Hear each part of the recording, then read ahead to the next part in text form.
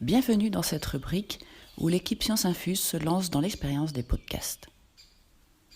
Entrer dans une forêt, c'est l'occasion d'écouter, de sentir, de toucher, d'observer, mais c'est aussi l'occasion de raconter des petites histoires fascinantes sur la nature ou d'expliquer quelques phénomènes scientifiques. Avant de démarrer, il me semblait donc important de revenir sur la place de l'homme dans la nature et faire le lien avec l'histoire de l'évolution des espèces, théorie chère aux biologistes. En effet, la place que l'homme va occuper dans la nature va inévitablement influencer notre regard sur cette dernière. Si Darwin a su amener l'idée que les espèces n'étaient pas statiques, que la Terre n'a pas toujours ressemblé à ce qu'elle ressemble aujourd'hui, et que toutes les espèces, dont l'homme, ne ressemblaient pas à ce qu'elles sont aujourd'hui, une telle idée n'était tout de même pas facile à admettre à l'époque. Il n'était d'ailleurs pas le premier à avoir parlé d'évolution des espèces. La science se construit avec son époque et parfois certaines idées arrivent dans un contexte où elles ne peuvent pas germer et il faut patienter quelques années, voire quelques siècles, pour qu'elles y arrivent. Toujours est-il que, si Darwin et ses confrères ont réussi à faire intégrer la notion d'évolution des espèces dans la communauté scientifique, on est au XIXe siècle, l'homme garde toutefois une place particulière.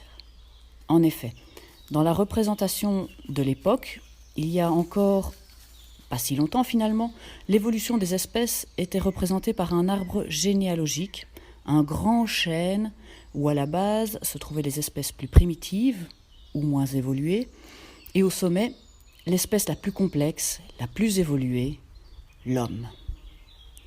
De nos jours, avec les découvertes scientifiques, l'arbre de la vie, comme on l'appelle de manière vulgarisée, ressemble à un buisson sphérique où toutes les espèces actuelles sont représentées à la surface du buisson, et l'homme y est représenté au même niveau que toutes les autres espèces. Il est devenu une espèce ordinaire. Imaginez le changement de paradigme pour nous, humains. On passe d'être triomphant, trônant au sommet d'un arbre évolutif, à une place ordinaire au milieu des autres espèces. C'est qu'on a fait un sacré chemin depuis Darwin.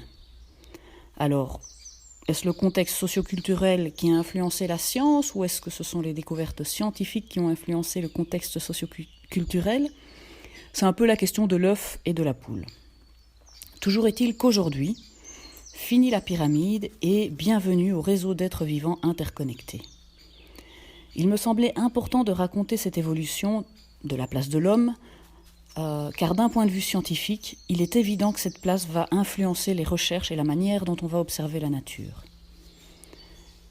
Cette vision des choses est probablement un peu à l'origine des découvertes des recherches actuelles qui parlent par exemple des émotions des animaux, de leur intelligence, mais aussi, et c'est ici que ça va nous intéresser, de la vie sociale des plantes. D'ailleurs, aujourd'hui se pose la question de la mémoire des plantes, de leur capacité d'apprentissage, de leur intelligence, etc.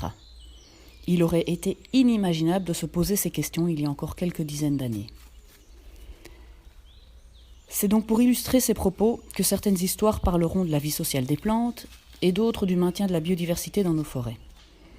Les histoires qui seront présentées ici sont loin d'être représentatives de la multitude et de la diversité d'histoires qu'il existe dans le monde vivant, mais elles ont pour ambition de vous inviter à vous émerveiller de la nature.